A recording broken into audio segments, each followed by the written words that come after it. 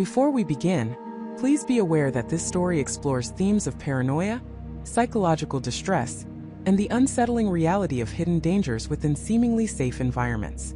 Listener discretion is advised. The first time David truly noticed something was off about the Millers, it wasn't some dramatic revelation or a clandestine meeting under a street lamp. It was a Tuesday afternoon, a particularly unremarkable one, the kind that blends into 1,000 others in suburban America. David, an architect with a meticulous eye for detail, was pruning his overgrown rose bushes, a task he found surprisingly meditative. Across the perfectly manicured lawn, his next-door neighbor, Mark Miller, was in his garage, the door half open, silhouetted against the fluorescent hum within. Mark, the quintessential friendly neighbor, was supposedly a senior software engineer at a mid-sized tech firm downtown.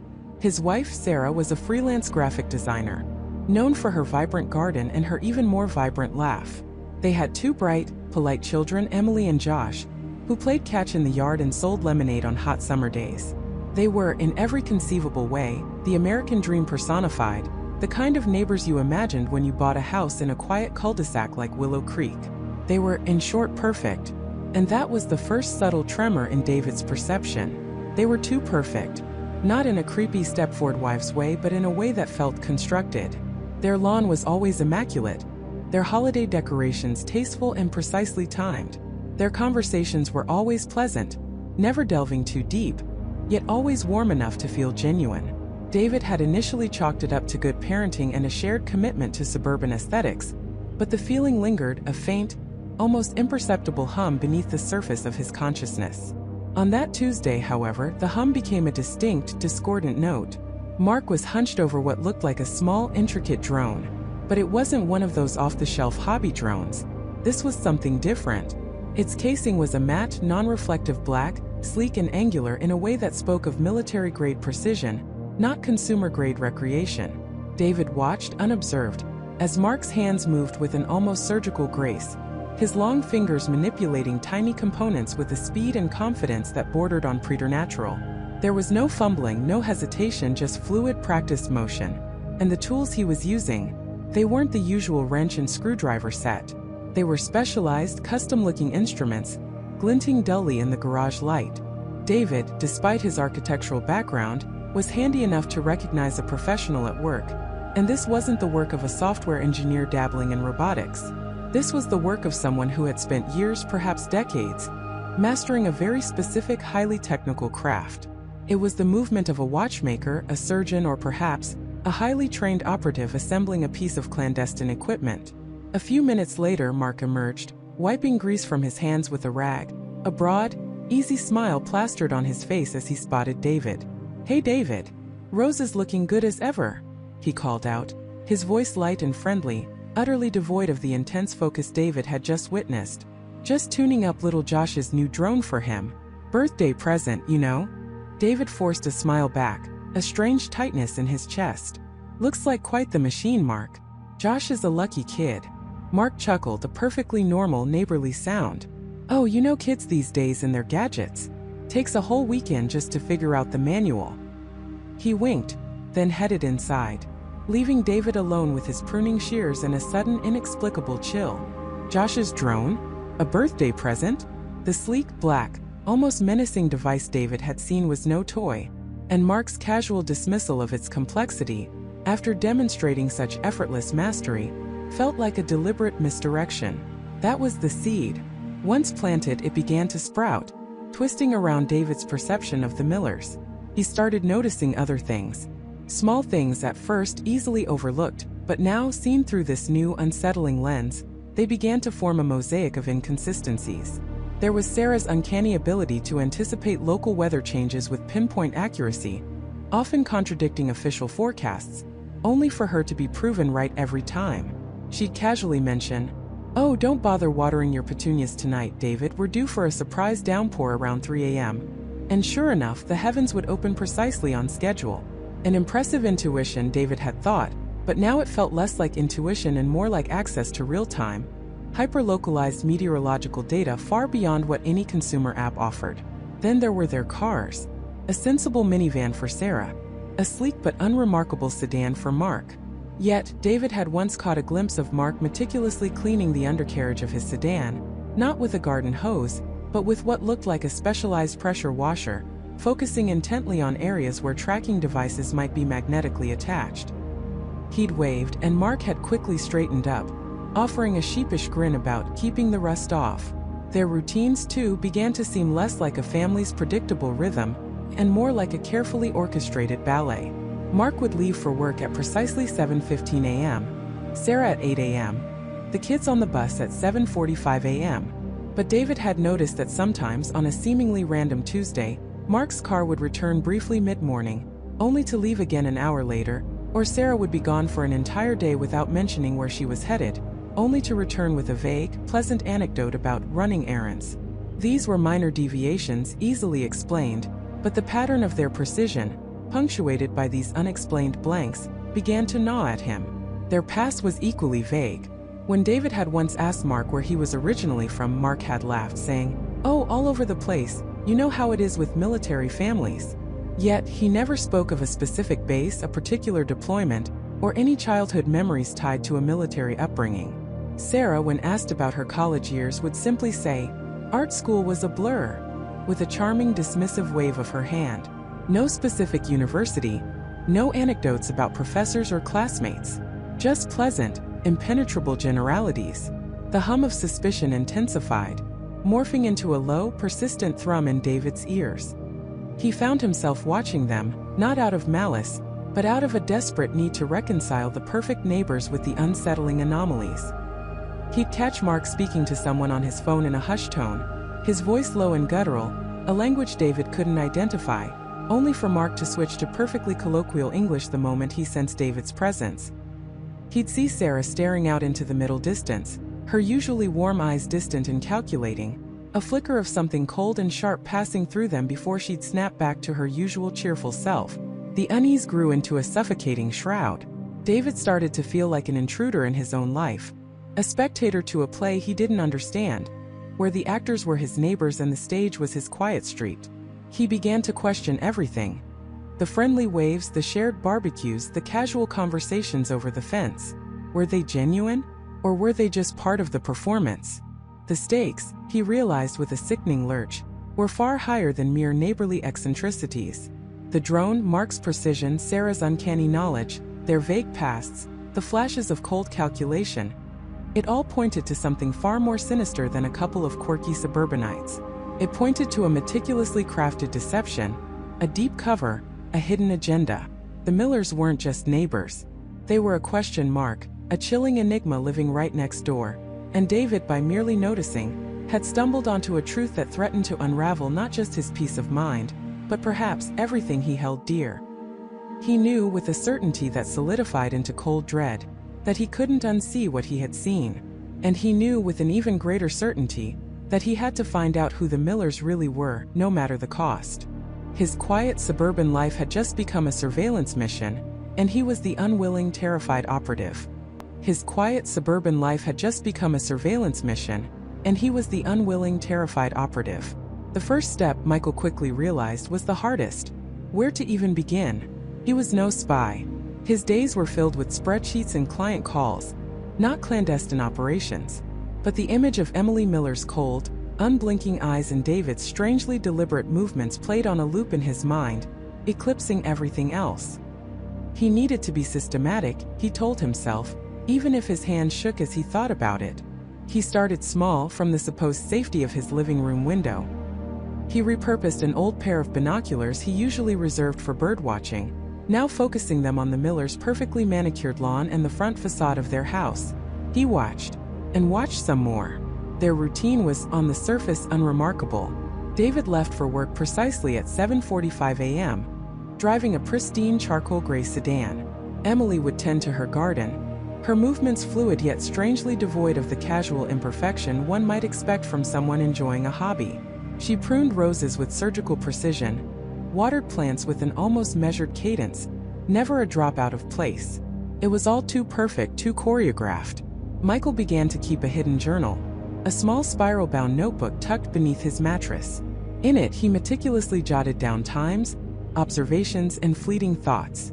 Emily laughs, but her eyes don't crinkle. David's smile never quite reaches his ears. He felt like a madman, recording such trivialities, but each entry felt like a tiny chip at the wall of normalcy they had erected. His sleep became fragmented, punctuated by anxious dreams. He would wake in the dead of night, heart pounding, convinced he'd heard something from next door. A muffled conversation, a faint mechanical whir. He'd rush to his window, peering through the blinds, only to find their house dark, silent, and utterly still. The quiet felt menacing, an absence of sound that screamed of hidden secrets. One Tuesday morning, as Michael was making his coffee, he saw something that snagged his attention. A plain white delivery van, completely unmarked, pulled up to the Miller's driveway. It wasn't a standard UPS or FedEx vehicle. David Miller, instead of waiting for a knock, was already outside, as if expecting it. The driver, a stocky man with a baseball cap pulled low, didn't even get out of the van. He simply opened the side door, slid a medium-sized, unadorned cardboard box onto the driveway, and without a word drove off. David picked up the box, glanced quickly around, Michael ducked just in time, and disappeared inside. No signature, no pleasantries, just a silent, practiced exchange. Michael immediately jotted down the time and a rough description of the van in his journal. This was different. This was not normal suburban behavior. The incident fueled his obsession. He started making excuses to be outside when the Millers were. He'd pretend to prune his own bushes or retrieve the mail, all while subtly trying to catch snippets of their conversations. But they rarely spoke outside, and when they did, it was about mundane things. The weather, the upcoming HOA meeting, the best brand of weed killer. Their voices were calm, modulated, almost devoid of genuine emotion. It was like listening to actors rehearsing lines. His own life, meanwhile, was unraveling.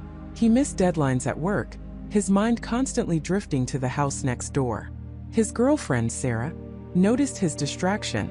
"Michael, you've been so quiet lately," she'd said during their last video call. "Is everything okay?" He'd mumbled something about stress at work, but the guilt gnawed at him.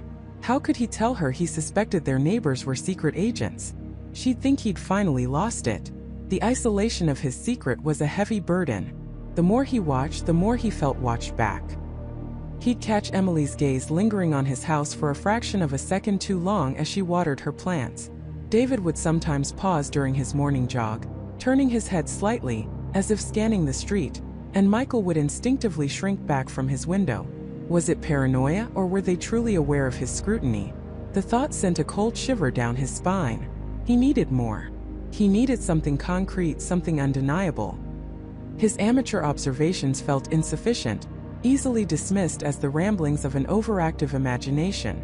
He considered buying a drone or setting up hidden cameras, but the cost and the sheer technical difficulty, not to mention the legality, stopped him. He was a homeowner, not James Bond. Then, a riskier idea began to form in his mind. The Millers always put their trash cans out on Wednesday evenings for Thursday morning collection. He knew their schedule down to the minute. If he could just get a quick peek inside their discarded refuse, people threw away so much of their lives. Wednesday evening arrived, cloaked in a thick, moonless sky. Michael waited until he saw David's sedan pull out of the driveway, heading God knows where, and Emily's kitchen light finally went dark around 9:30 p.m. His heart hammered against his ribs like a trapped bird. He pulled on dark clothing, a baseball cap, and slipped out his back door, circling around to the side of his house that bordered the Millers. The air was still, heavy with the scent of damp earth. Every rustle of leaves, every distant dog bark made him jump. He moved stealthily, keeping to the shadows, until he reached the Millers' trash cans, lined up neatly by the curb. They were the standard green plastic bins, identical to his own. He took a deep, shaky breath, then quickly lifted the lid of the first can. He didn't dare use his phone flashlight. His fingers fumbled in the darkness, feeling through the top layer of bags. He felt nothing, just normal household waste. Coffee grounds, crumpled paper napkins, a discarded cereal box. He moved to the next can. More of the same. It was almost too normal. No discarded documents, no strange packaging, no foreign labels. It was as if their trash had been curated, scrubbed clean of anything that might hint at a secret life. Frustration mingled with a growing sense of dread. Had he been wrong? Was he just a deluded busybody? As he carefully lowered the lid of the second can, a faint, almost imperceptible sound reached his ears. A soft click. From inside the miller's house. He froze, every muscle in his body taut. It sounded like a door closing. Or perhaps a window. Had someone been there all along? Had they seen him? The blood drained from his face. He scrambled backward, not even bothering to replace the lids properly. He moved with a panicked urgency he hadn't known he possessed, retreating into the shadows of his own yard, his breath coming in ragged gasps. He pressed himself against the cool brick of his house, listening, straining to hear anything from next door. Silence. Utter, terrifying silence. He stayed there for what felt like an eternity, his mind racing. He hadn't seen any lights, hadn't heard any other sounds. Was it just his imagination amplified by fear? Or had they been there, watching him? A cold certainty settled in his stomach. He had been almost caught. They knew, or at least they were aware enough to almost catch him. He was in too deep. The realization hit him with the force of a physical blow. His amateur sleuthing had led him not to answers, but to a precipice. He was no longer just a curious neighbor. He was a liability, a threat they might now perceive. He stumbled back inside his house, locking the door, pulling the blinds tight. The sleeper agents next door, as he now thought of them, were far more dangerous than he had imagined. And he, Michael, a simple accountant, had just painted a target on his own back. He needed a new approach, something more sophisticated, something that might actually yield results without getting him killed. But what? And at what cost? He needed a new approach, something more sophisticated, something that might actually yield results without getting him killed. But what? And at what cost? Michael paced his living room, the carpet worn thin beneath his frantic footsteps. The adrenaline from his confrontation with David had dissipated, leaving behind a cold, hollow dread. He had been an idiot, a naive fool, stumbling into a situation far beyond his comprehension. He, Michael, an accountant who found excitement in balancing ledgers and optimizing tax returns, had just poked a sleeping dragon. And the dragon had woken up, its eyes fixed squarely on his suburban home. The initial impulse, born of fear and a desperate need for justice, was to call the police or even the FBI. But what would he say? My neighbors Emily and David are too perfect. They have strange eyes and know things they shouldn't. I think they might be sleeper agents. He could almost hear the dismissive laughter, the polite suggestion to seek psychological help. He had no evidence, nothing concrete beyond a gut feeling, a chilling conversation, and the sudden terrifying realization that his life was no longer his own. Reporting them would be a dead end, likely alerting Emily and David to his suspicions even further, and leaving him completely exposed, without any official protection or belief. He was on his own. The thought was a heavy stone in his stomach. If he couldn't confront them and he couldn't report them, what was left? He needed to understand them, to uncover their secrets, to find the cracks in their meticulously crafted facade. He needed to watch, to listen, to observe with the precision of his accounting mind, but with the stealth of a predator. He had to become a phantom, a silent observer in his own home, turning his comfortable suburban life into a surveillance outpost. It was a terrifying prospect, a complete inversion of his personality, but the alternative was to live in fear or worse, to become a casualty of a game he never asked to play. He began small, almost imperceptibly. His morning coffee on the porch wasn't just a routine anymore. It was an opportunity. His walks with his dog, Buster, weren't just for exercise. They were reconnaissance missions. He learned David's exact departure time for work, Emily's preferred grocery store, the precise moment their porch light clicked off at night. He noticed the subtle rhythm of their lives, a rhythm so consistent it was almost unnatural. Every blade of grass in their garden seemed perfectly placed, every shrub meticulously trimmed. Their house was a fortress of normalcy, impenetrable and unyielding. Days bled into weeks. Michael's obsession grew, consuming his thoughts, pushing his work to the periphery. He installed a small, inconspicuous security camera on his own roof, angled subtly towards the street, ostensibly for his own home security, but primarily to capture any unusual activity at Emily and David's. He spent hours reviewing the footage, fast-forwarding through mundane deliveries and neighborly chats, searching for the slightest deviation, a flicker in the perfect tableau. He felt like a detective, but one without a badge, a partner, or even a case number. Just him, his paranoia, and a growing sense of isolation. His wife, Sarah, noticed his withdrawn nature, the dark circles under his eyes, the way he flinched at sudden noises. He tried to brush it off as work stress, but the lie felt thin, transparent. He couldn't tell her, couldn't drag her into this nightmare. He had to protect her, even if it meant bearing the burden alone, even if it meant slowly losing himself in the process. The silence between them grew, a chasm carved by his secret. He initially found nothing, absolutely nothing. Their lives were a masterclass in suburban perfection. They hosted barbecues, volunteered at the local animal shelter, even helped organize the annual block party.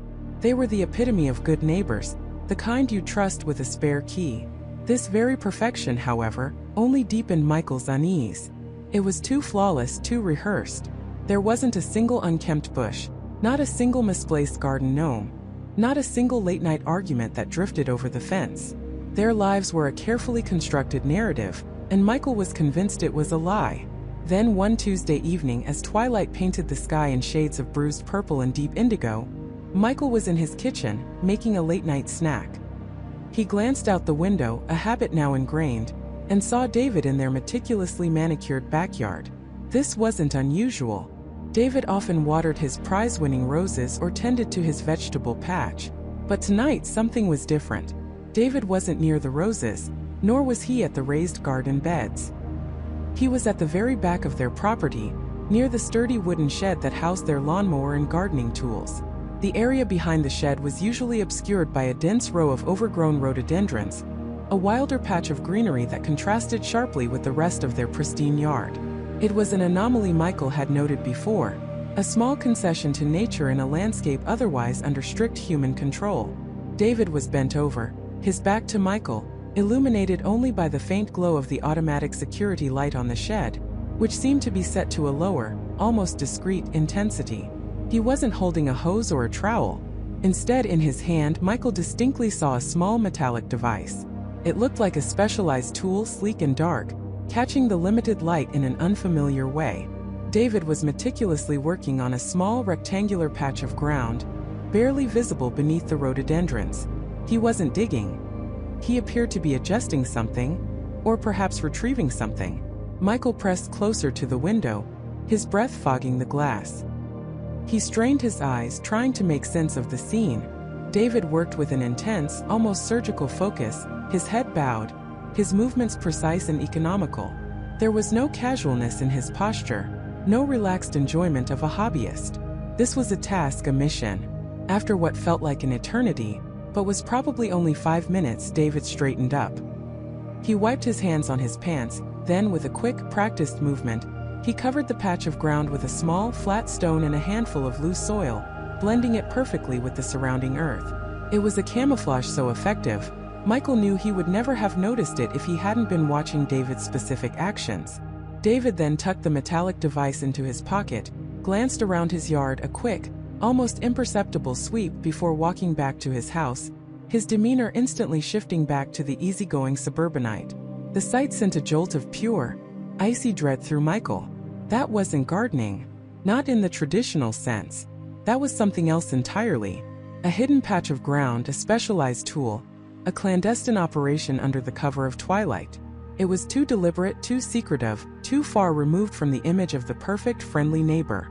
Michael's heart hammered against his ribs. The anomaly, the crack in the facade, had finally appeared. And it was far more unsettling than he could have imagined. What was David doing back there? What was in that patch of ground? And what did that metallic device do? The question swirled in his mind, sharp and insistent. He knew with a chilling certainty that this small hidden patch of earth was a key, and he had to find out what it unlocked. The game had just changed.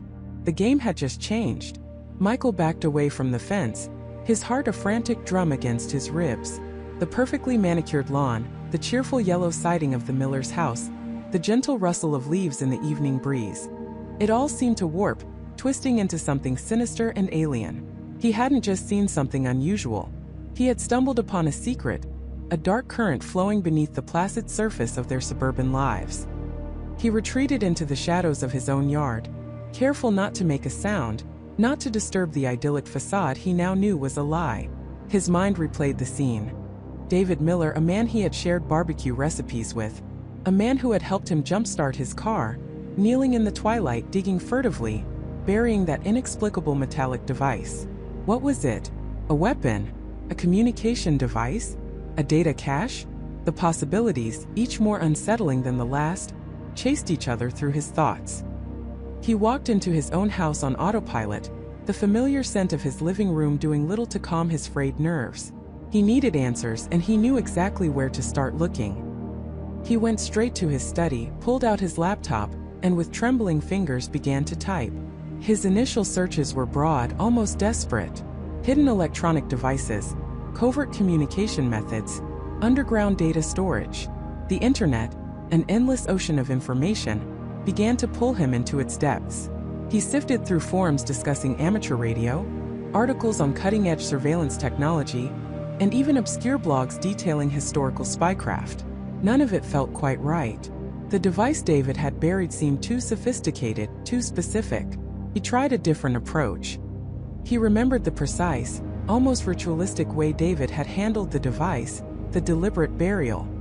He thought about the small, almost imperceptible tremor in David's hand, a flicker of tension that now, in retrospect, seemed like something far more than just digging in the dirt. He typed, dead drop techniques, clandestine message delivery, covert data exchange points. The results that flooded his screen were chilling. Images of hollowed-out rocks, magnetic containers attached to lampposts, and buried capsules filled with micro-SD cards or encrypted flash drives. The descriptions detailed how intelligence agencies, and sometimes even criminal organizations, used these methods to exchange information without direct contact. They were called dead drops, and the metallic device David had buried looked eerily similar to some of the examples he found. One particular article caught his eye. It discussed an advanced form of dead drop, a burst transmitter. These devices could store a small packet of encrypted data, then at a pre-programmed time, transmit it in a rapid, almost undetectable burst to a passing satellite or receiver. The transmission was so quick, so brief, that it was nearly impossible to trace its origin. The article mentioned these were often used by operatives deeply embedded in foreign countries, agents operating under deep cover, or, as the article chillingly put it, sleeper agents. The term hit Michael like a physical blow. Sleeper agents. The friendly, unassuming Millers. David, the retired accountant. Jessica, the charming part-time librarian. Were they living a double life? Was their entire existence in Willow Creek a meticulously constructed facade? He scrolled through more articles, his initial fear slowly solidifying into a cold, hard resolve. He learned about the profiles of sleeper agents. Often unremarkable, blending seamlessly into their communities, building legitimate lives as a cover, waiting for activation. They were trained to be forgettable, to avoid drawing attention, to be the perfect neighbors. And wasn't that exactly what the Millers were? Perfectly normal. Almost too perfect. He thought back to all the little things he had dismissed as quirks, or simply differences in personality. David's precise nature, his meticulous lawn, his almost unnerving calm.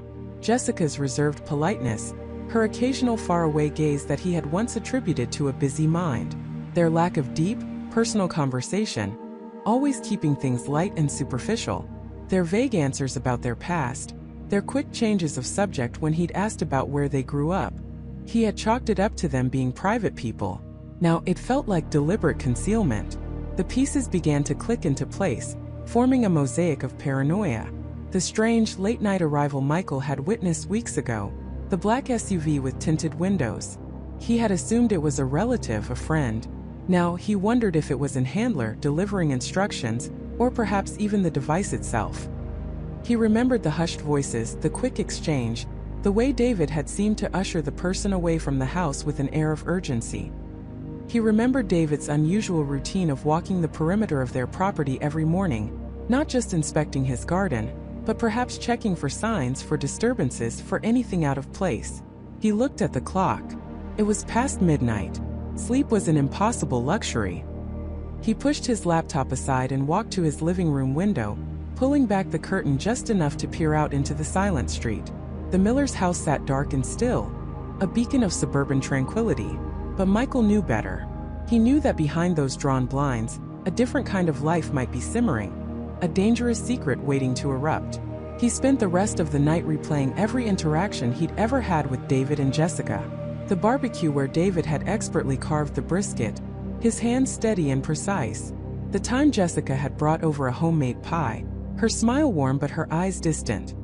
He even remembered a fleeting moment when David had caught his eye across the street, a look that had seemed to hold a flicker of something unreadable, something Michael had filed away as mere exhaustion. Now it felt like a warning. Michael knew he couldn't go to the police. What would he say? "My neighbors are too nice, and I saw one of them bury a metallic object in their yard?" They'd think he was crazy or worse, a paranoid busybody. He had no proof, only a gut feeling and a collection of circumstantial evidence that now, to him, screamed danger. No, he had to investigate further.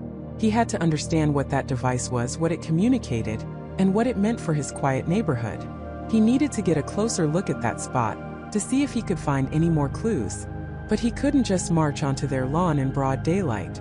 He needed a plan, a way to observe them without being seen, to gather concrete evidence without alerting them to his suspicions. He began to think about his old hobby, amateur photography.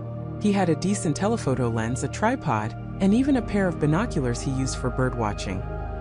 He could set up a discreet observation post in his attic, or perhaps even from his shed, to watch their house more closely. He could document their movements, their visitors, their routines, looking for any deviation, any pattern that might confirm his worst fears. He also needed to know when David would return to that spot. Dead drops, especially burst transmitters, weren't usually set and forgotten. They were activated or retrieved, or sometimes even replaced. He had to be ready. As the first sliver of dawn painted the sky in hues of soft gray and rose, Michael felt a strange mix of dread and exhilaration. He was no longer just a curious neighbor. He was an accidental detective, thrust into a world he never knew existed. The game had not just changed, it had become deadly serious. He looked out at the Miller's house again, the morning light making it seem innocent once more. But he knew better. He knew the truth was buried just beneath the surface, waiting for him to dig it up. And he was going to dig. And he was going to dig. David knew he couldn't go to the police. Not yet. He had nothing but a gut feeling and a series of unsettling coincidences. They would just tell him he was paranoid, that he needed to relax. No, this was on him. He had to find something concrete, something undeniable. His first move was obvious, the internet. He started with Michael Miller. Michael had mentioned working for a consulting firm. David pulled up his laptop, the screen a stark blue in the dim morning light filtering through the blinds. He typed Michael Miller, Aegis Solutions into the search bar. The results were sparse. A LinkedIn profile emerged, sleek and professional, detailing a career trajectory that seemed almost too perfect. Senior consultant at Aegis Solutions. A few vague descriptions of strategic risk management and global security solutions. No client testimonials, no specific projects, just corporate jargon. He clicked on the company name, Aegis Solutions. The website was impeccably designed, modern and minimalist, featuring stock photos of diverse, smiling professionals in sleek offices. But as David scrolled, a cold knot formed in his stomach. There was no About Us page detailing the company's history beyond a generic mission statement. No news releases, no blog posts, no real-world projects. It was a digital ghost, a perfectly crafted shell. A company with no discernible past, no tangible present beyond its glossy facade. He tried searching for Aegis Solutions reviews, Aegis Solutions clients. Nothing. It was as if the company existed solely on this one website and Michael Miller's LinkedIn profile. He dug deeper, cross-referencing Michael Miller's name with various public record databases. He found a recent address history, all in affluent suburban neighborhoods, moving every few years, much like their current pattern. But before the last few years there was nothing. No college records, no prior employers, no social media presence that predated the last 5 years. It was as if Michael Miller had materialized out of thin air, a fully formed adult with a pristine, yet utterly blank past. Next, Jessica. He knew even less about her. She was a stay-at-home mom, friendly, always baking. He tried searching for Jessica Miller, adding various common maiden names just in case, or Jessica Miller, current city. The results were a deluge of other Jessica Millers. Teachers, nurses, real estate agents. But their Jessica Miller was nowhere to be found. No old Facebook photos with college friends, no high school yearbooks, no mentions in local community newsletters. Her digital footprint was even cleaner than Michael's, virtually non-existent. She was a shadow. The sun climbed higher, casting the Miller house in a warm, inviting glow. David watched it from his kitchen window, a mug of lukewarm coffee in hand. The house looked utterly normal, idyllic even. But he knew better. He knew the digital silence he'd just encountered wasn't normal. It wasn't just a lack of online presence, it was an erasure. He spent the rest of the morning in a similar pattern, alternating between online research and subtle observation. He watched as Michael left for work, precisely at 8:15 a.m., in his impeccably clean black sedan. He watched as Jessica took their daughter, Chloe, to the bus stop at 8:30, a cheerful wave to the other parents. Everything was clockwork, almost too perfect. There was a rigidity to their routine, a lack of spontaneity that felt subtly off for a typical suburban family. Later, while watering his plants, David noticed something new. A small, almost imperceptible antenna, no bigger than his thumb, barely visible on the edge of the Miller's roofline, nestled amongst the decorative shingles. It wasn't a standard TV antenna, nor a satellite dish. It was too small, too sleek, and pointed in an odd direction, not towards any broadcasting towers. It looked professional, almost military-grade, designed to blend in. His heart hammered. What was it for? He continued his observations over the next few days, his once casual glances at the Miller's house now sharp, analytical. He noticed the way their curtains were always drawn at night, even in rooms that seemed to face away from any direct neighbors. He noticed a black, unmarked van, different from Michael's sedan, parked briefly in their driveway late one evening, its windows heavily tinted, before driving off without anyone seemingly entering or exiting. It pulled away silently, without even the usual rumble of a suburban vehicle. One afternoon, as David was retrieving his mail, Michael pulled into his driveway. Their eyes met. David offered a polite nod, a small forced smile. Michael returned it, but this time something was different. The usual easy warmth in his eyes was replaced by a fleeting flicker of something else. A cold assessment, a calculating glint that vanished as quickly as it appeared, replaced by his usual charming grin. But David had seen it. He felt a prickle on the back of his neck, a sudden chilling certainty that Michael knew he was watching. That evening, Emily found David hunched over his laptop again. A map of their neighborhood pulled up, making notes in a small pad. He hadn't shaved in 2 days, and the dark circles under his eyes were prominent. "David," she said, her voice soft but firm, "you're scaring me." He flinched, startled, and quickly closed the laptop. "Just doing some research for work." Emily sat beside him, taking his hand. "No, you're not. You're obsessed with the Millers. Ever since that night, you haven't been yourself.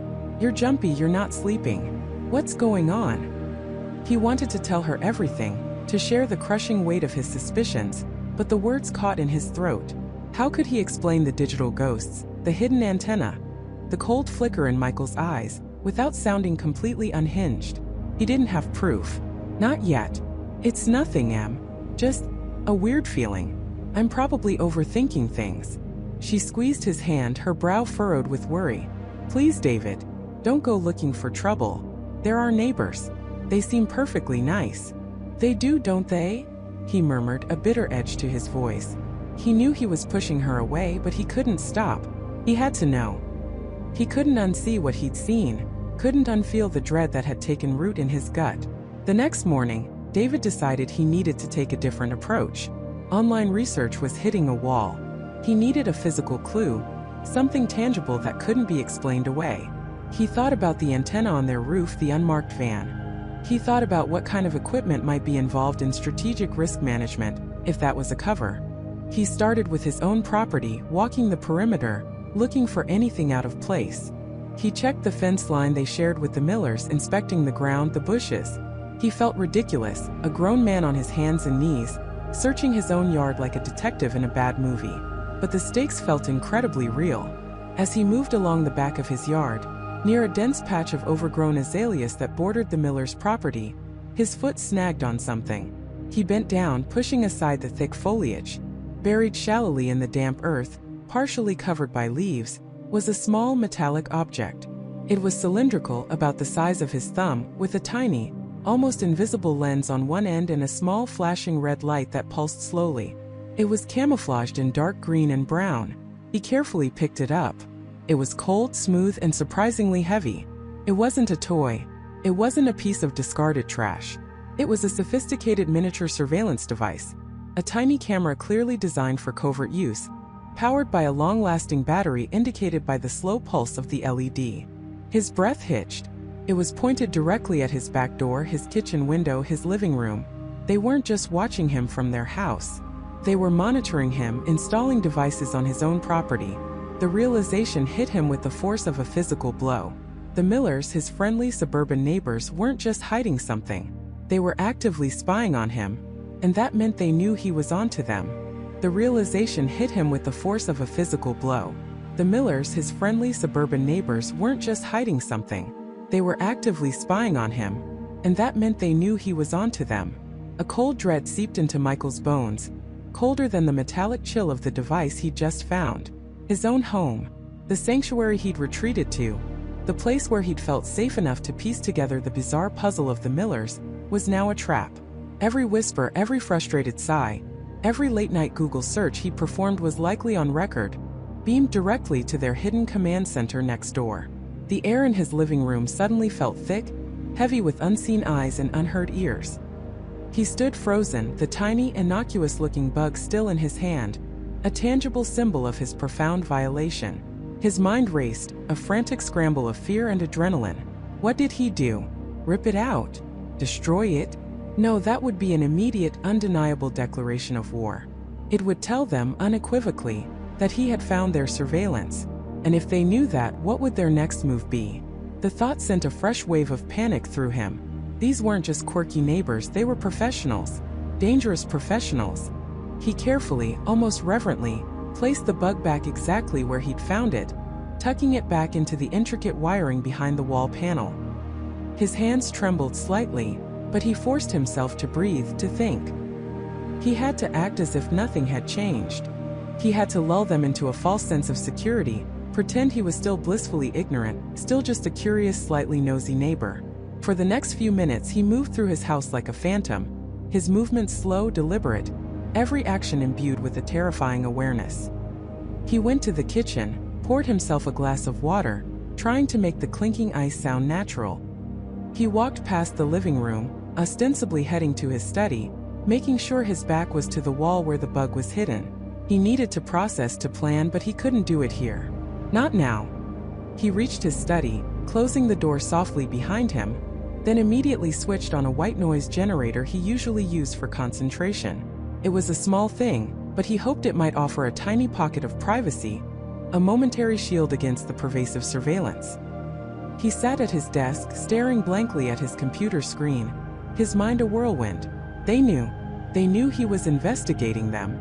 They had planted devices not just to listen but to watch him react. Had they been watching him find the bug? Had they seen the dawning horror on his face? The thought was sickening. It meant he was not just a target of their curiosity, but an active threat to their operation. He reviewed everything. The innocuous deliveries that were anything but. The precise, almost robotic routines. The sudden, unexplained disappearances. The coded conversations he'd overheard. The lack of digital footprint. It all coalesced into a terrifyingly clear picture.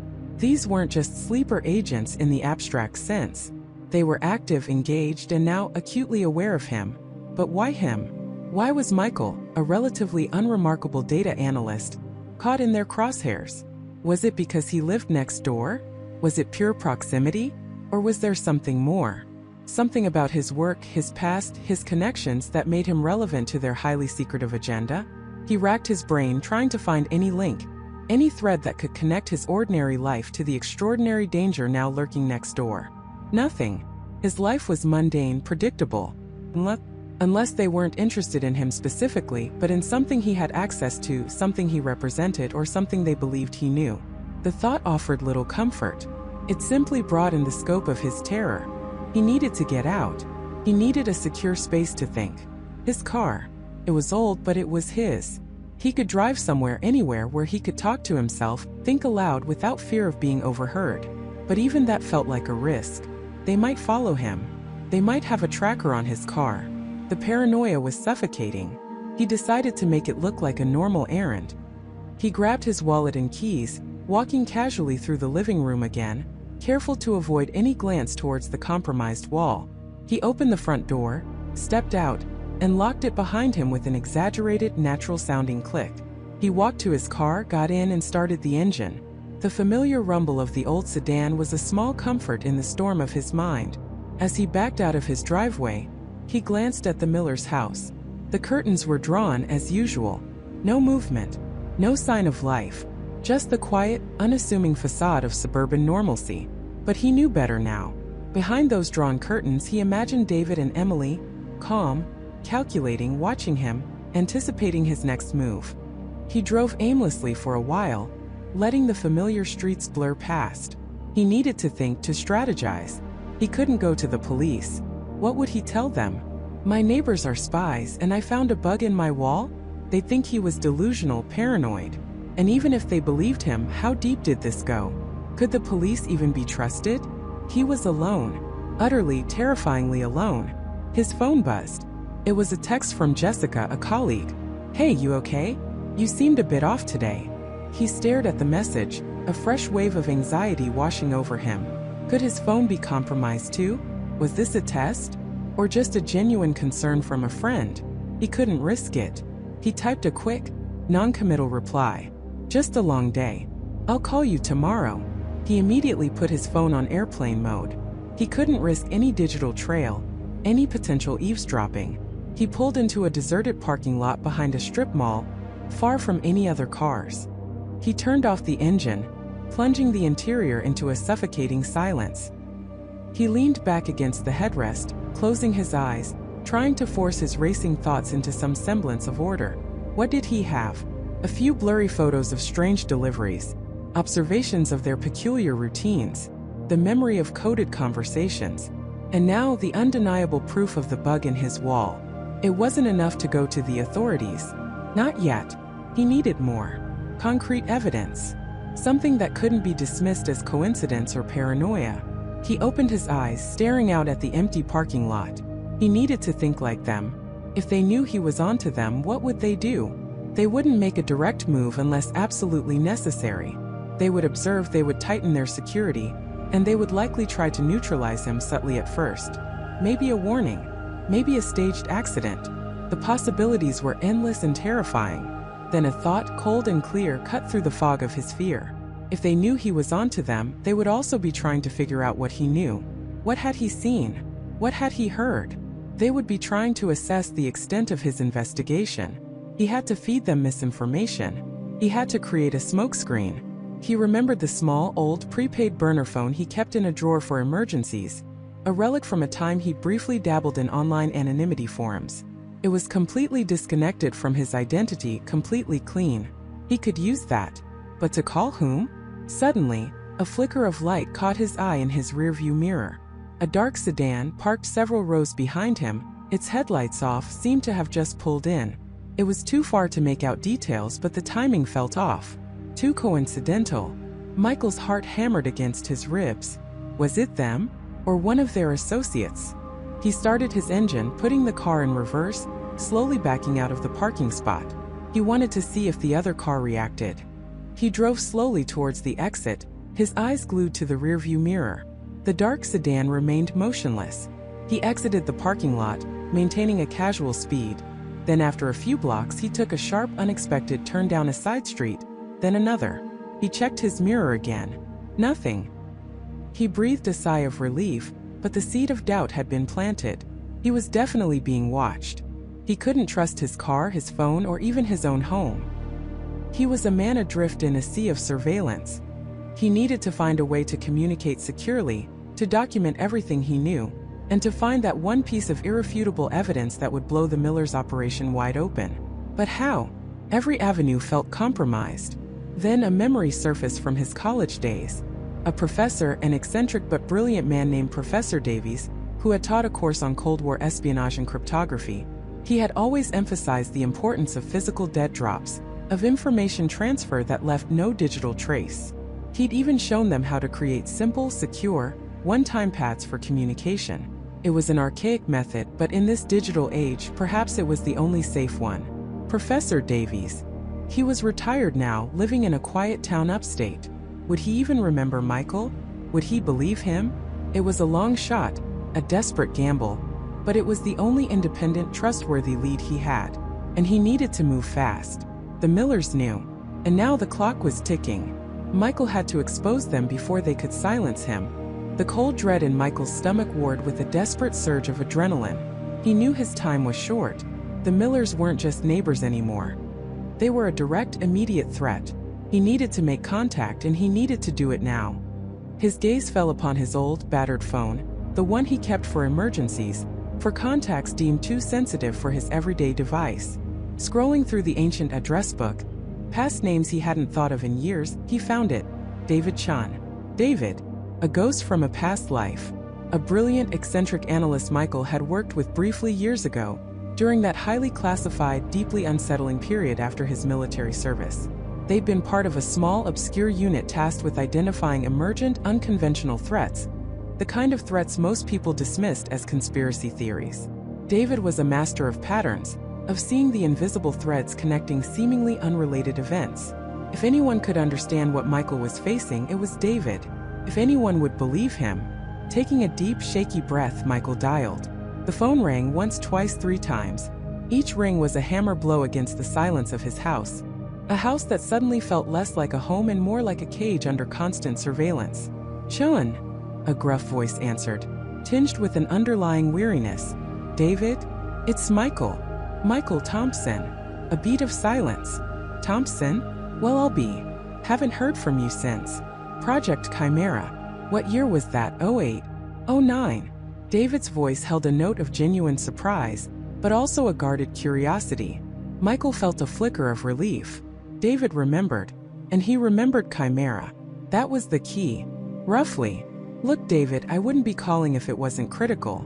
It's Chimera level critical. Maybe even beyond." Another pause, longer this time. Michael could almost hear David's mind whirring, sifting through the implications of that specific code name. Project Chimera had dealt with highly theoretical, almost sci-fi scenarios involving deep cover infiltration and psychological manipulation on a state level. It was the stuff of nightmares, and it had been shelved as too improbable, too expensive to mitigate.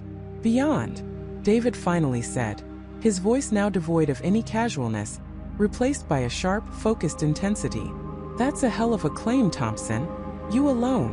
"As far as I know, yes. And I need to stay that way. I need to meet David. In person. Discreetly. As soon as humanly possible." Michael kept his voice low, almost a whisper, even though he knew it was probably pointless.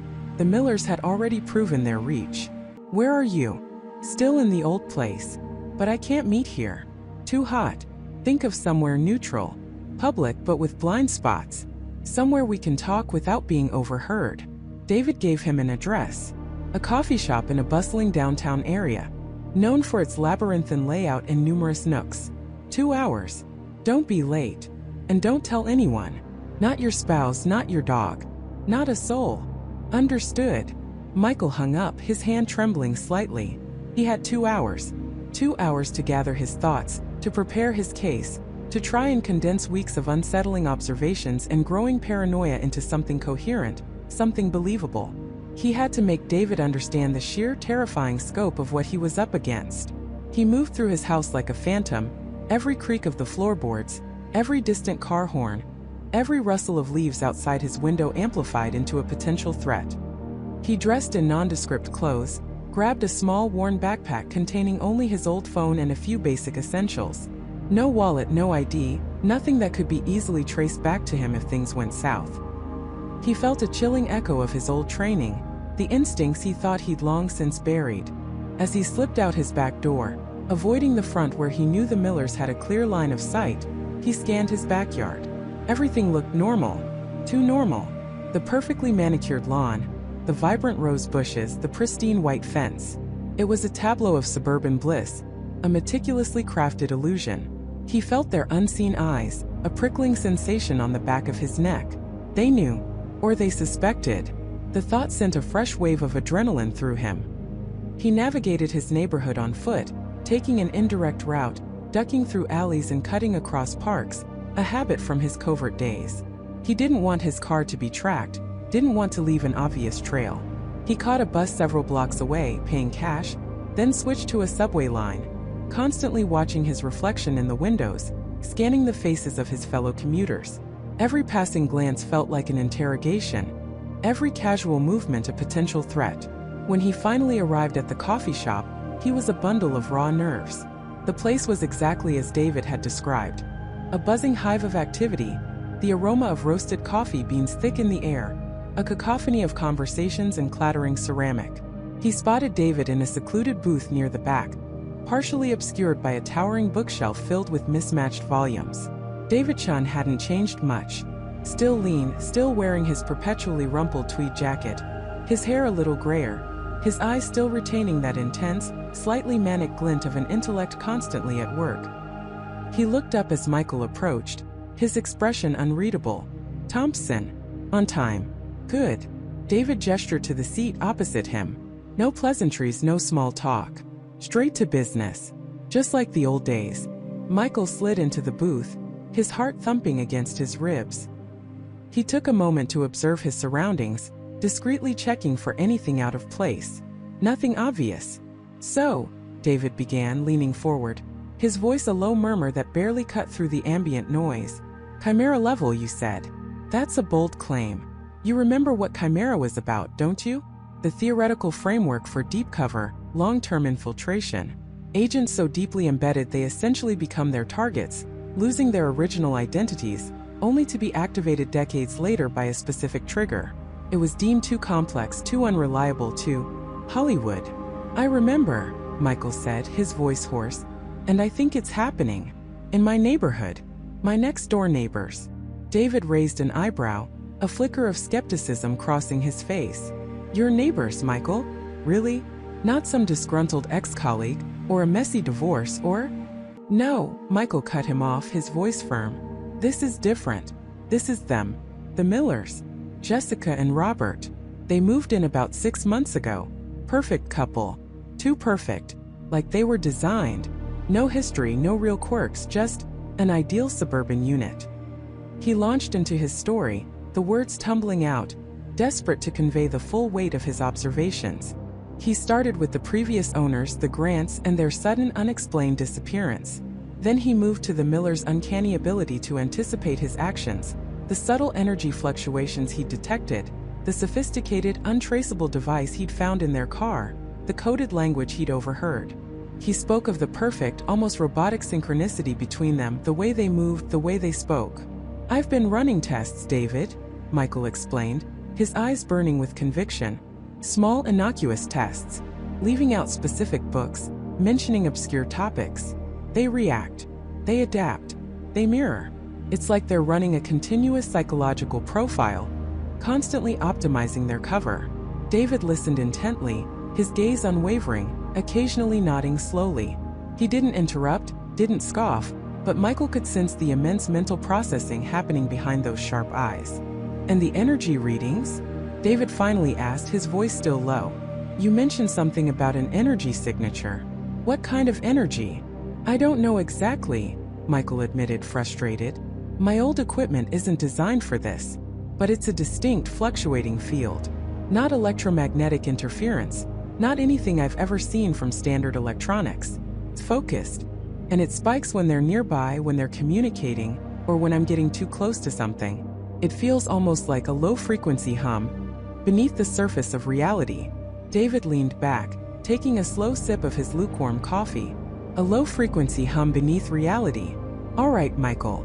You're asking me to believe that your perfectly average neighbors are part of a deep-cover, decades-long sleeper agent program, activated and now operating in your quiet suburban street, communicating via some unknown energy signature." "Yes," Michael said, meeting his gaze squarely. "Because that's what the evidence, however circumstantial, points to. They're not just spies, David. They're something more sophisticated. Something far more dangerous than anything we ever theorized in Chimera." "Why you, Michael?" David asked, his voice suddenly sharp. "Why are they targeting you? Or why are you the one who noticed them?" "I don't know," Michael confessed. "Maybe it's my background, my training, Or maybe it was just dumb luck. But now they know I know. And that makes me a liability. They've already tried to discredit me, to make me look unstable. They're closing in, David. I can feel it.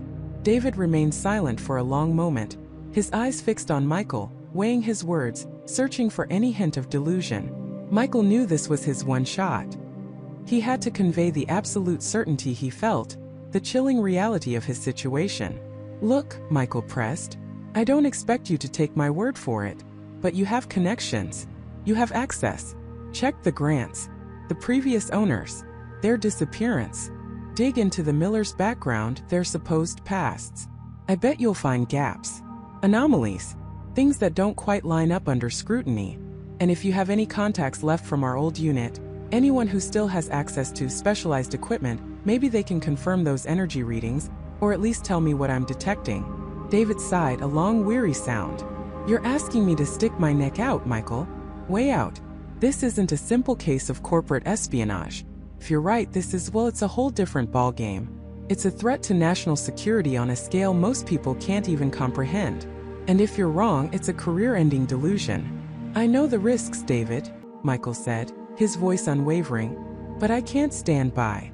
Not when I know what I know. Not when the country, my family, our very way of life might be at stake. Please, just look. Just one thread. David stared into his coffee, then slowly picked up his phone, a secure, heavily encrypted model Michael recognized from their old days. He typed something, then paused, his thumb hovering over the send button. His gaze met Michael's one last time. All right, Michael. I'll make a few discreet inquiries. Nothing official, nothing that will raise flags. I'll start with the grants. It's a relatively benign entry point. But if I find anything that even remotely supports your claim, you need to understand the gravity of what you've stumbled into. You need to go dark. Disappear. Assume you're compromised, assume everyone around you is compromised. Trust no one. Not even me, not entirely. A fragile hope flickered within Michael, quickly overshadowed by David's stark warning. He nodded, a lump forming in his throat. I understand. David sent the message. I'll be in touch. But don't contact me. Not unless it's life or death. And frankly, Michael, if you're right, it already is. He stood up, his gaze sweeping the coffee shop, a professional instinct Michael recognized. Stay safe, Thompson.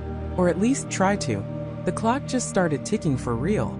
Michael watched him go, a mix of relief and profound dread washing over him.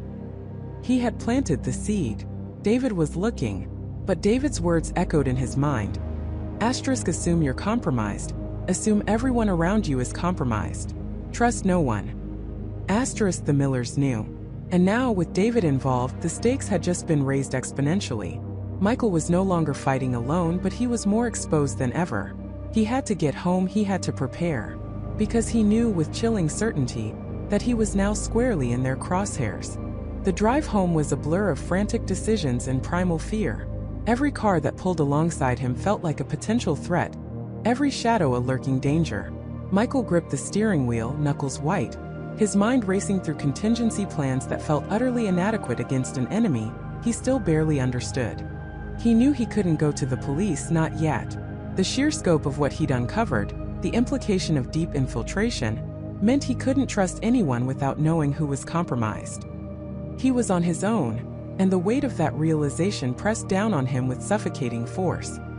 He pulled into his driveway, his heart hammering against his ribs. The familiar suburban street, usually a picture of placid normalcy, now felt like a stage set for a nightmare. David's meticulously mown lawn next door seemed to mock him.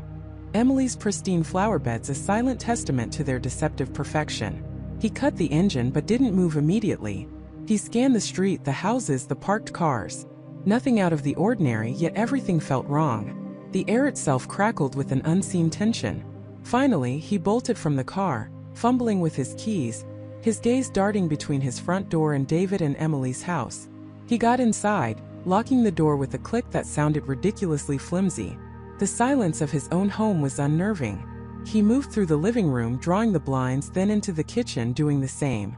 Every window, every potential line of sight from the outside, had to be obscured. He felt like a cornered animal, instinctively preparing its den for an attack. His first priority was communication. His phone. He pulled it out but hesitated. Who could he call? His brother Mark lived across the country. His best friend Daniel would think he'd lost his mind. How do you explain that your sweet, unassuming neighbors are part of a vast, shadowy network of sleeper agents, and that you've accidentally stumbled onto their existence? He scrolled through his contacts, a profound sense of isolation washing over him. He was truly alone in this. He started moving through the house with purpose, gathering essentials. His old camping backpack, stored in the garage, became his emergency kit. Bottled water, some non-perishable food, a first aid kit, a flashlight, spare batteries. He even dug out his old hunting knife, a relic from a simpler time, feeling a grim satisfaction as its familiar weight settled in his palm. It was a pathetic arsenal against a professional threat, but it was all he had. As he moved, he couldn't shake the sensation of being watched. He peered through a crack in the blinds of his upstairs bedroom window, looking directly at David and Emily's house. The lights were on, an ordinary glow in the evening twilight. He saw Emily through their kitchen window, moving about, seemingly preparing dinner. David wasn't visible. Was he there? Was he watching Michael? The mundane scene was chilling in its normalcy.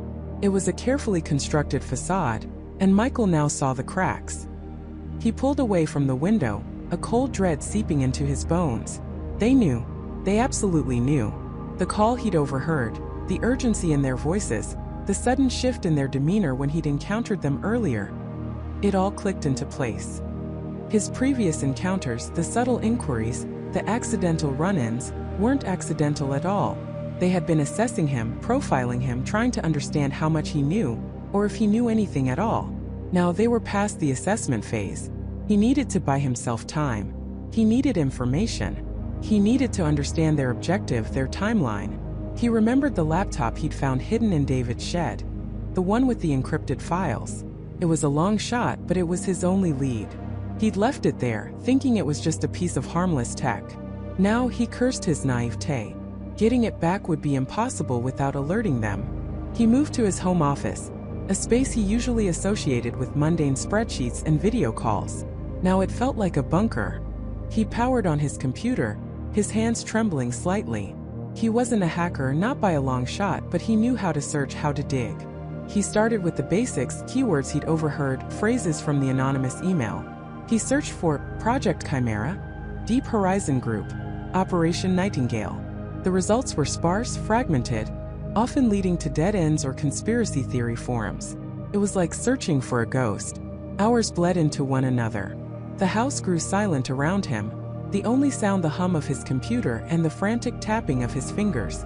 He pulled up news articles from the past few years, looking for anything out of place, any unexplained events, any sudden disappearances of high-profile individuals. He tried to connect dots that felt impossibly far apart, hoping to find a pattern, a common thread. Then a flicker.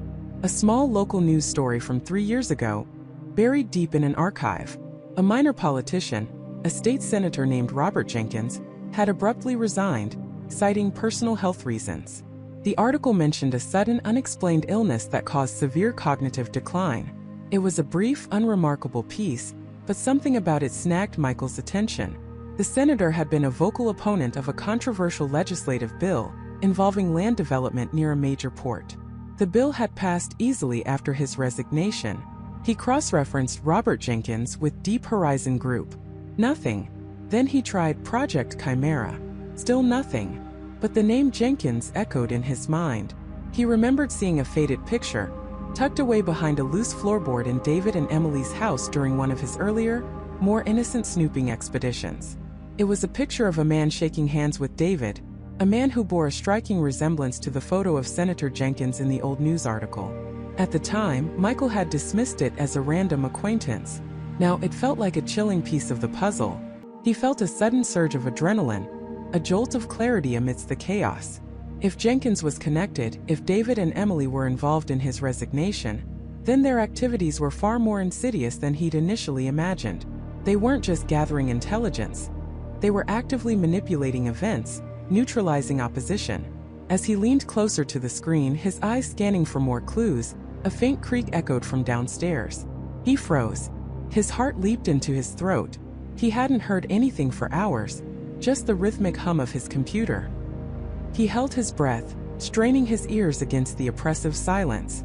Another sound, softer this time, a subtle scrape, like something being dragged across his wooden floor in the living room.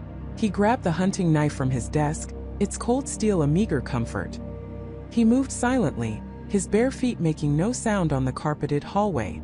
He crept towards the stairs, peering down into the darkness of the living room. Nothing. The shadows played tricks on his eyes, twisting familiar furniture into menacing shapes. Then he heard it again, a distinct soft thump from the kitchen.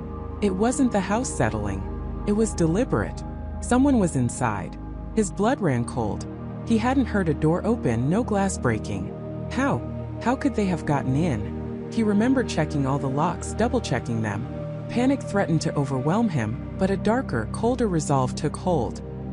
He wouldn't go down without a fight.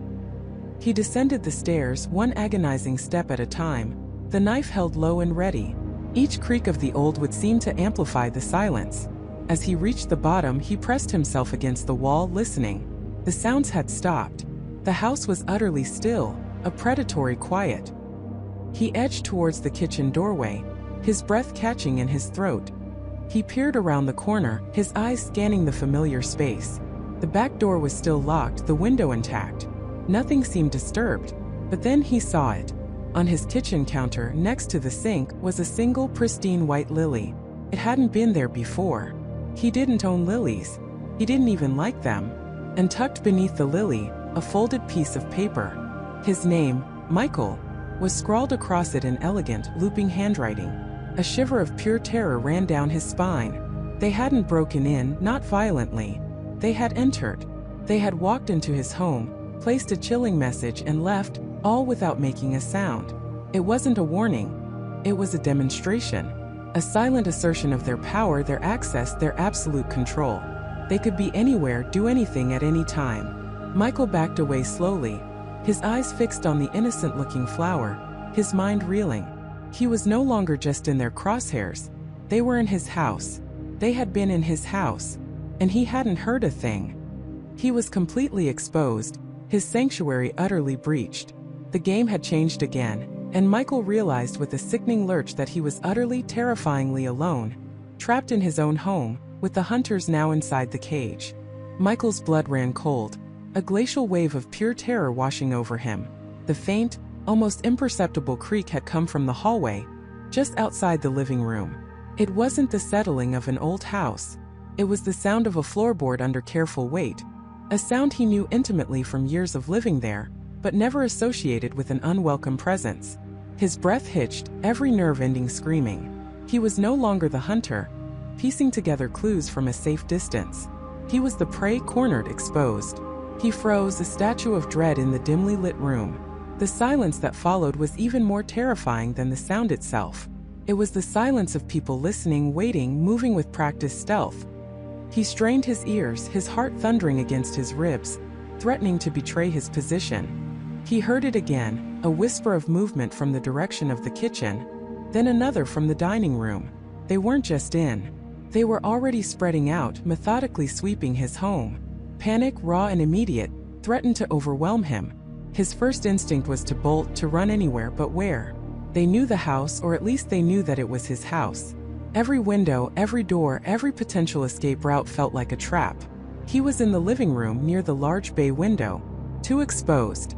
He pressed himself against the wall, trying to melt into the shadows, his mind racing, desperately searching for an advantage, any advantage.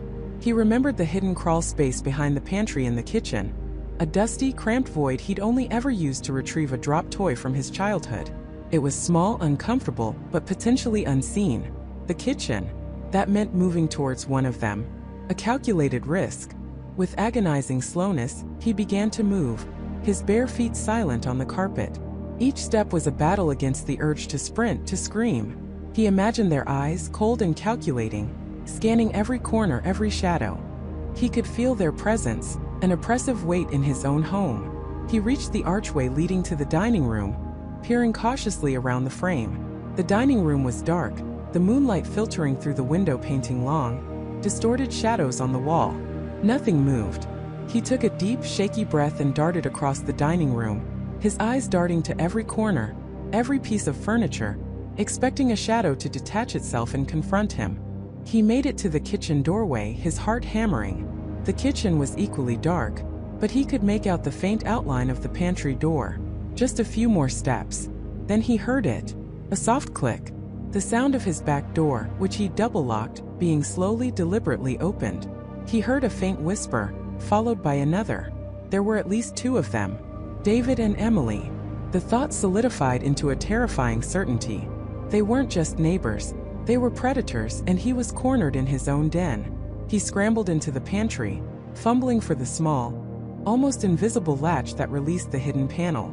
His fingers trembled, clumsy with adrenaline. The panel clicked open, revealing a dark, dusty opening barely big enough for him to squeeze through.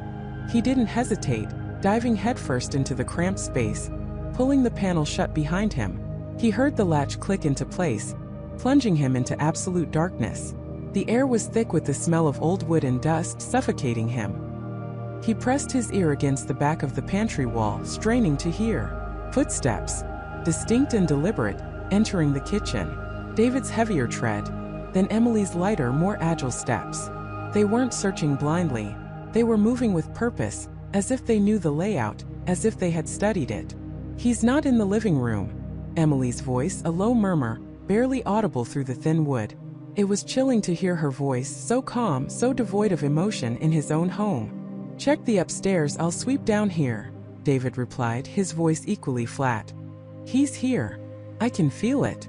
Michael squeezed his eyes shut, his entire body rigid. They were so close. He could hear them opening cabinet doors, the soft rustle of cereal boxes, the clink of pots and pans. They were thorough, methodical. He heard David move towards the refrigerator, then the distinctive sound of the pantry door opening. His breath caught in his throat. He was trapped. If David opened the pantry door wide enough, if he moved anything inside, he might see the slight gap where the hidden panel met the wall.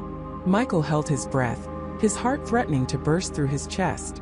He could hear David rummaging through the pantry shelves, closer, closer. A bag of chips rustled, then a jar of pickles clinked. Michael imagined David's hand reaching, searching, just inches from his hiding spot. The seconds stretched into an eternity. He felt a bead of sweat trickle down his temple. He could almost feel David's presence, his body heat, his focused intensity. Then a soft sigh. The pantry door closed with a gentle thud. David moved away, his footsteps fading slightly as he continued his sweep of the kitchen. Michael let out a silent, shuddering breath he hadn't realized he was holding. That was too close. Far too close. He knew he couldn't stay in the crawl space indefinitely. It was a temporary reprieve, not an escape. He needed to find a way out, to get help, to warn someone. But who? The police? They would think he was paranoid, delusional. He had no concrete evidence, just a terrifying collection of observations and a gut feeling that had now been brutally validated. He listened intently. David seemed to be moving towards the back door again, perhaps checking the yard. Emily was upstairs. This was his chance. He had to move. He carefully, slowly, pushed the hidden panel open, wincing at the faint creak it made. He eased himself out of the dusty crawl space, his muscles protesting from the cramped position. The kitchen was dark and quiet again, but the silence was heavy, pregnant with danger. He moved towards the back door, the one David had just opened. It was slightly ajar, a sliver of moonlight spilling into the kitchen. Hope flickered, a fragile, desperate spark. He reached the door, his hand trembling as he grasped the cold metal doorknob. He pushed it open gently, just enough to slip out. The cool night air hit his face, a sudden welcome relief from the suffocating tension inside. He was out. He was in his own backyard. But the relief was short-lived. As he stepped onto the patio, a guttural growl ripped through the night. Not from David or Emily. It was from the shadows near his shed. A large, dark shape detached itself from the gloom, its eyes glowing faintly in the moonlight. A dog. A massive, lean animal, its teeth bared, its posture aggressive. It wasn't his dog. He didn't have a dog. A chilling realization struck him. This wasn't just a house invasion. This was a coordinated operation. The dog was a sentry, placed there to prevent escape. They had thought of everything. He froze, his heart plummeting. The dog took a step forward, a low rumble emanating from its chest. It was trained clearly. not barking wildly but silently, menacingly cornering him. He glanced back at the open door. Retreating inside meant facing David. Staying outside meant facing the dog. He was trapped between two immediate, terrifying threats. Just then, a voice, calm and measured, cut through the silence from the back door. "Leaving so soon, Michael?" It was David. He was standing in the doorway, a dark silhouette against the faint light from the kitchen.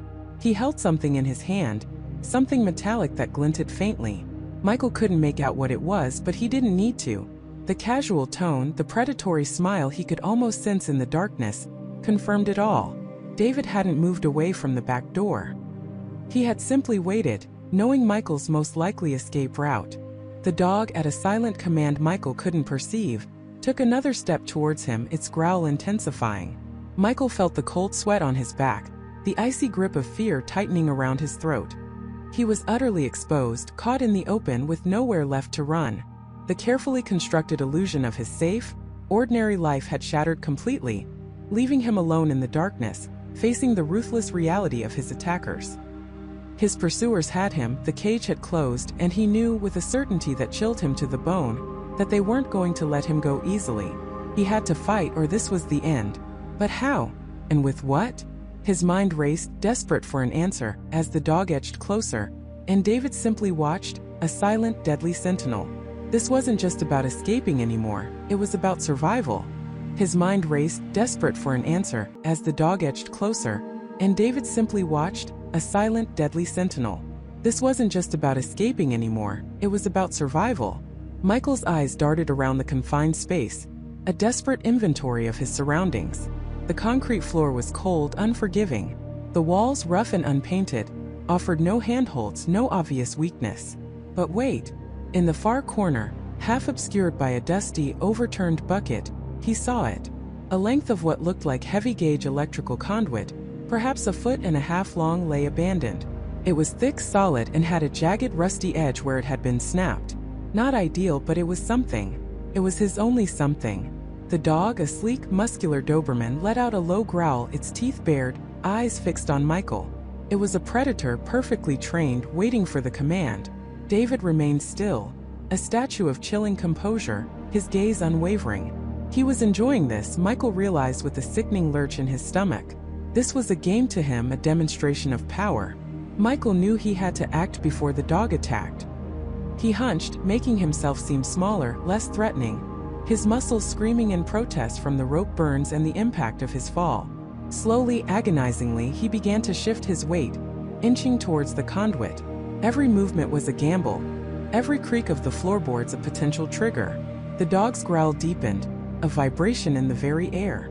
David's voice, a soft, almost conversational tone, cut through the tension. "Don't even think about it, Michael. She's faster than you, even on a good day. And you're not having a good day." Michael ignored him, his focus absolute.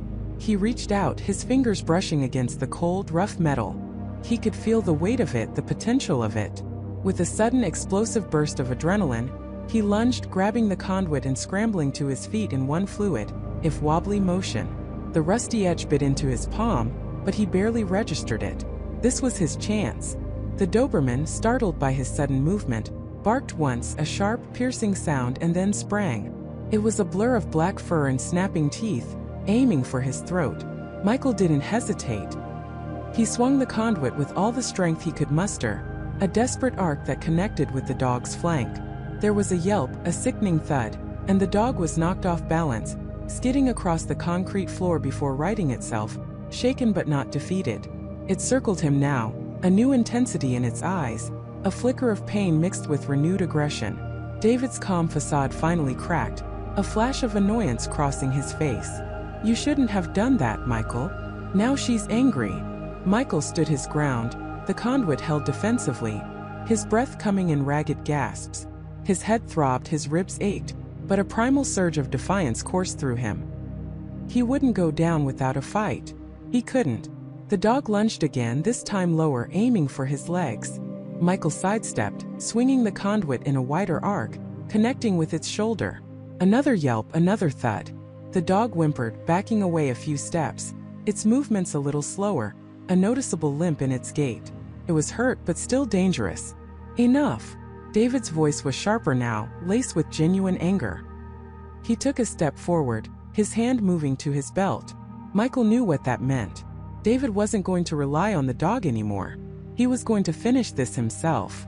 Michael knew he couldn't take on David directly, not in his current state, not with David's training. He needed a different strategy. His eyes scanned the room again, searching for an exit, a weakness, anything. His gaze fell upon an old rusted metal box mounted high on the wall near the single, bare light bulb that illuminated the room. A fuse box. An old one, probably the main power for this secluded part of the house. A desperate idea sparked in his mind. If he could plunge the room into darkness, he might gain a precious few seconds, a moment of disorientation.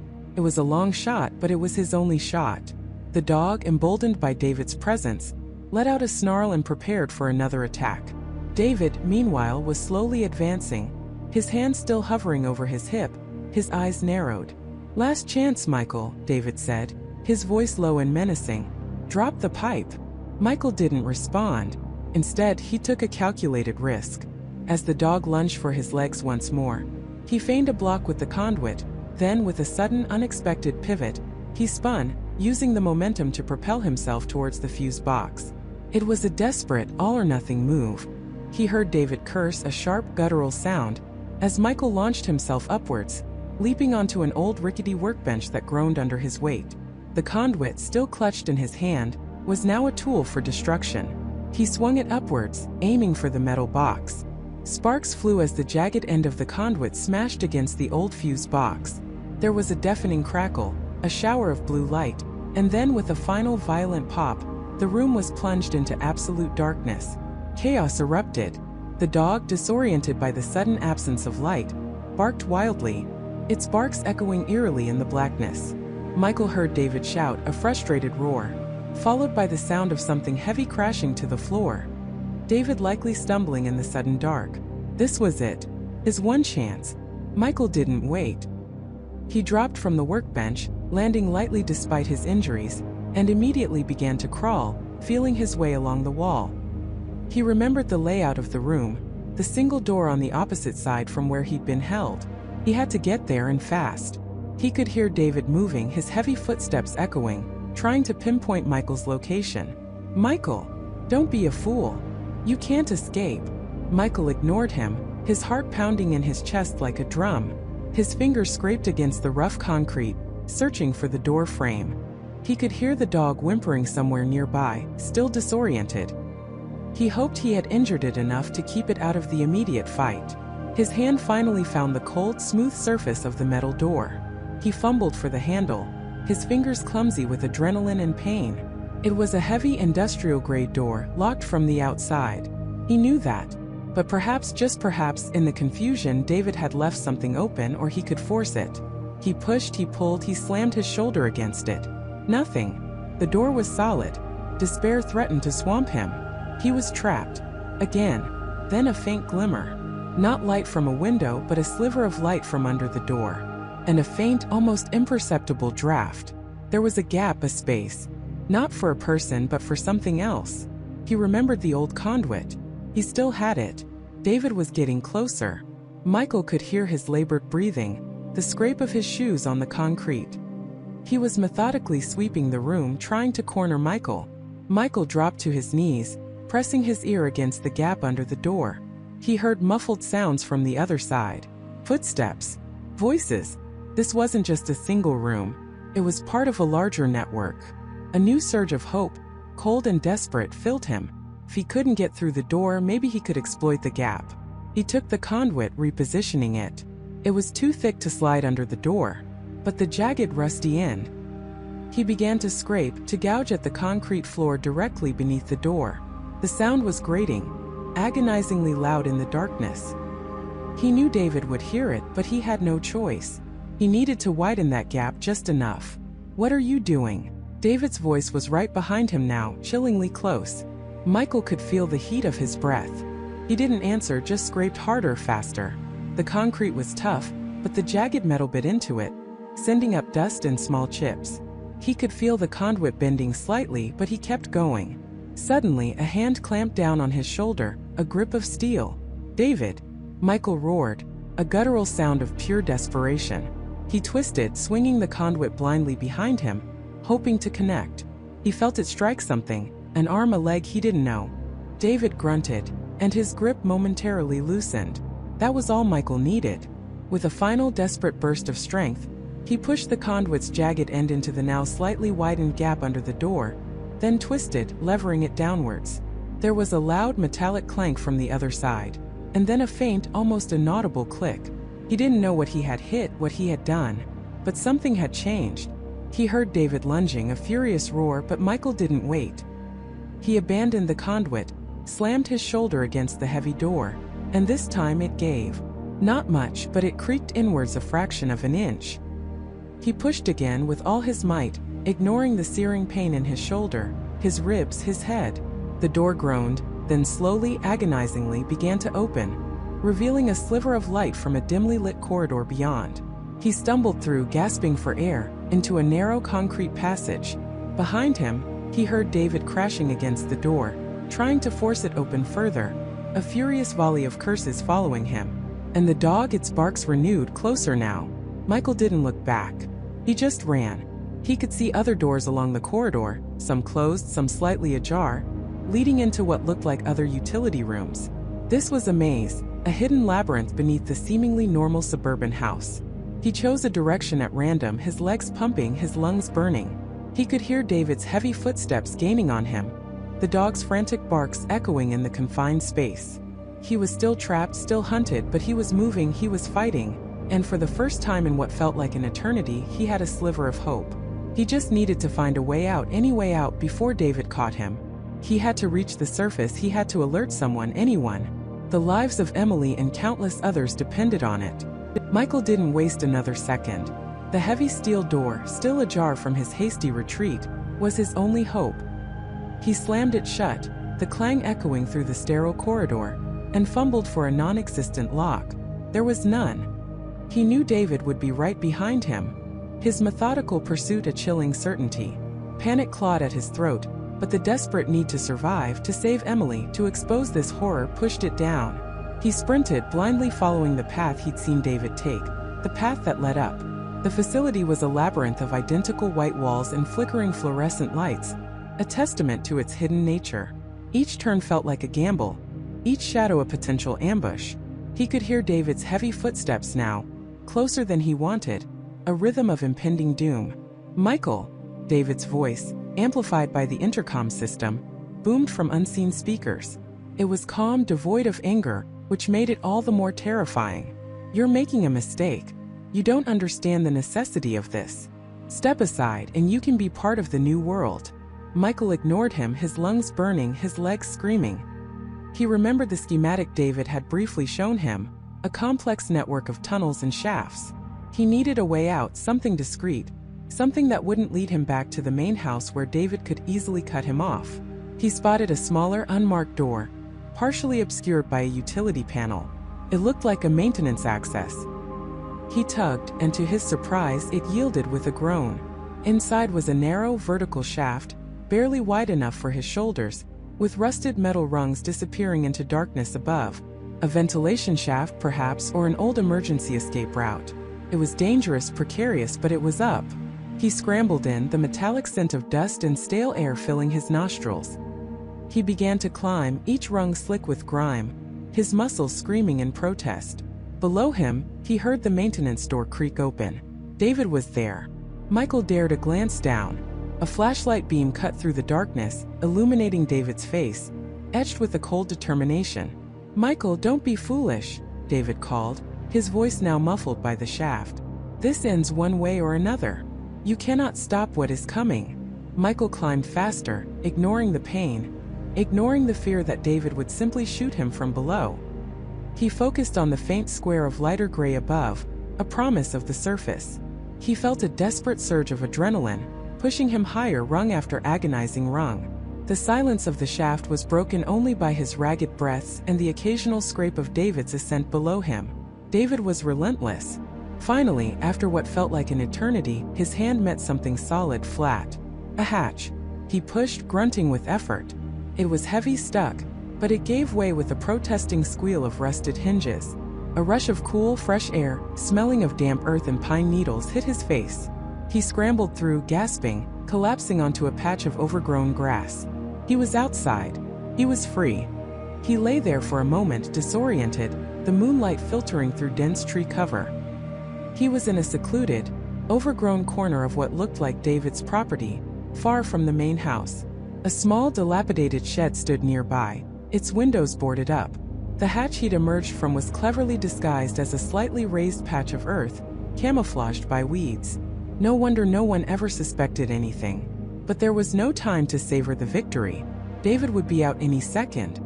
Michael pulled out his phone, his hand shaking so violently he almost dropped it. No signal.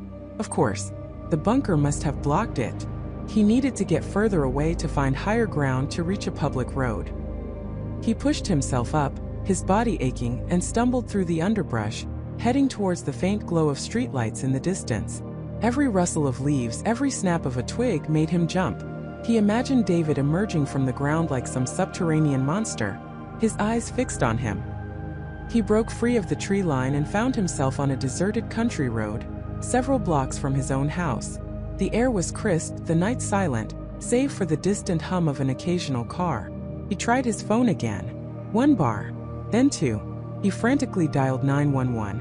911, what's your emergency? A calm female voice answered. My name is Michael Miller, he gasped, out of breath. I'm on Willow Creek Road, near the intersection with Elm Street. You have to send help. There's a secret underground facility, a bunker, beneath my neighbor's house, David Peterson.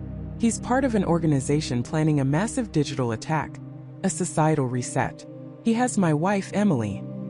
He's a sleeper agent, they all are.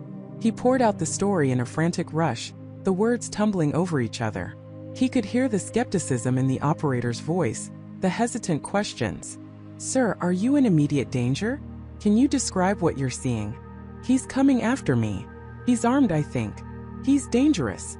Michael yelled into the phone, turning to scan the shadowy tree line. And then he saw him. David, a dark silhouette emerging from the trees, walking towards him with unnerving calm. He wasn't running, he wasn't even hurrying. He was simply approaching, as if this was merely a casual stroll. I have to go. He's here. Send everyone. Michael screamed into the phone, dropping it as he turned to face David. David stopped about 20 feet away, his hands empty. You really think they'll believe you, Michael? He said, his voice carrying clearly in the night. A frantic call from a man claiming his mild-mannered neighbor is a supervillain? They'll think you've lost your mind. They'll believe me when they find your bunker. Michael retorted, adrenaline coursing through him, making him bold. They'll believe me when they find Emily. David's expression didn't change. Emily is safe. She's merely incapacitated. A necessary precaution. She'll wake up to a world free of the noise, Michael. A world we've purified. Purified? You're talking about destroying lives, erasing history, controlling everything. Michael's voice cracked with fury. You're a monster. I am a surgeon, Michael, David corrected, taking a slow step forward. And society is a cancer. We are simply removing the tumor.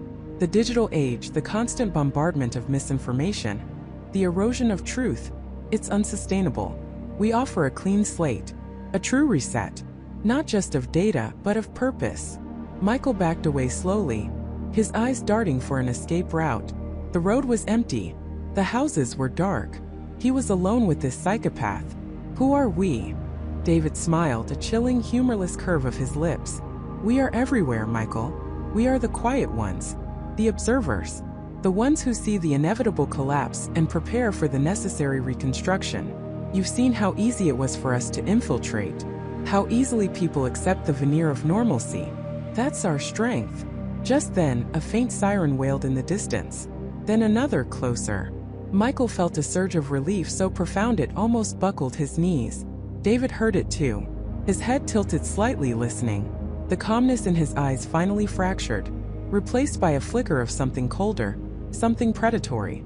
They're coming. But it's too late. The primary protocols are already initiated. The data purge is irreversible. The network will be cleansed by dawn. You're wrong, Michael shouted, finding new strength. I stopped you. I warned them. David took another step, then another, closing the distance. You merely delayed the inevitable, Michael. A minor inconvenience. But you forced my hand. His eyes narrowed. You know too much. You've seen too much. And you've ruined a perfectly good cover. Michael braced himself, expecting an attack. But David didn't lunge. Instead, he reached into his pocket and pulled out a small, sleek device, a remote control. He pressed a button. A low, rumbling sound vibrated through the ground. Michael looked back towards David's property, towards the tree line. A section of the ground, near where he had emerged, began to shift. Trees, earth, and grass slowly, silently sank downwards, as if swallowed by the earth. The shed buckled, then collapsed into the growing chasm. The ground smoothed over, leaving no trace of the bunker's entrance, no trace of the shed, nothing but undisturbed earth. Our facilities are designed for discreet self-destruction, David explained, his voice devoid of emotion. No evidence. No trace. They'll find nothing but an empty house and a bewildered Emily. The sirens were much closer now, piercing the night. Red and blue lights flashed in the distance. David looked at Michael, a strange mix of pity and contempt in his gaze. You are a good man, Michael. A brave man. But you are also naive. The world needs a firm hand. And soon it will have one. He turned, not to run, but to walk calmly back towards the tree line, disappearing into the shadows just as the first police cruiser screeched to a halt beside Michael. Uniformed officers jumped out, weapons drawn, their lights blinding. Hands up! Get on the ground! Michael, still reeling, raised his hands, his mind a whirlwind of terror and triumph. He went into the woods. He's David Peterson. He has a bunker. He's part of an organization. More cars arrived, then an ambulance. The scene erupted into a controlled chaos of flashing lights, shouting officers, and urgent radios. Michael was quickly surrounded, questioned, checked for injuries. He pointed frantically towards David's property, towards the now featureless spot where the bunker entrance had been. Took hours. The FBI was called in. They secured David's house, finding it empty, perfectly normal, almost pristine. A search of the property found no trace of an underground facility. No shifting earth, no hidden hatches. Nothing but a well-maintained lawn and a dense patch of woods. It was as if Michael's entire story was a delusion. Then they found Emily. She was in her own bed, sleeping peacefully, having apparently taken a strong sedative. She woke up disoriented, confused, with no memory of anything beyond going to bed the previous night. She remembered nothing of being taken, nothing of the bunker, nothing of David's true nature. She was unharmed, just deeply bewildered. Michael's story, wild and unsubstantiated, was met with professional skepticism, then concern. They interviewed him for hours, trying to piece together his narrative, comparing it to the mundane reality they found. Without the physical bunker, without any evidence of David's true identity or the organization, it was just the word of a man who had seemingly suffered a traumatic break. David Peterson was gone, vanished without a trace, leaving behind only the perfectly ordinary life he'd meticulously crafted. No hidden passports, no emergency funds, nothing to suggest he was anything other than a quiet, respectable neighbor who had simply disappeared. In the end, Michael's frantic call, combined with the discovery of Emily's unexplained sedation, led to a quiet, official conclusion. Michael Miller had likely suffered a stress-induced psychotic episode, perhaps brought on by an undisclosed marital problem, leading to paranoid delusions about his neighbor. Emily, having been sedated by an unknown party, perhaps even Michael himself in his confused state, though he vehemently denied it, had no memory to contradict this narrative. The police closed the case, advising Michael to seek counseling. Life slowly returned to a semblance of normalcy. Emily recovered, though she often looked at Michael with a quiet worry in her eyes. The neighborhood, oblivious to the terror that had unfolded beneath their feet, went back to its routines. Another family eventually bought David's house, charmed by its quiet elegance. But for Michael, nothing was normal. He knew what he had seen. He knew what David was. He knew the organization was real and that it was still out there. Every gentle smile from a stranger, every quiet wave from a new neighbor, every innocuous online interaction carried a chilling undercurrent. He saw the world differently now, through an awakened, wary gaze. He never stopped looking. He scanned news feeds for unusual data breaches, for strange digital anomalies, for any hint of the reset David had spoken of. He watched the faces in the crowd, wondering which ones were like David, patiently waiting, silently observing, part of the quiet, unseen architects of a new world. The sleeper agents next door. They weren't just a threat. They were a chilling reminder that the greatest dangers often lie hidden in plain sight, beneath the surface of the ordinary, waiting for their moment to awaken and reshape everything we thought we knew. And Michael, the man who had glimpsed the truth, was now forever burdened by the knowledge that they were still out there, lurking in the shadows, perhaps even in the house next door, waiting for the perfect time to make their move. And this time there might be no one left to warn.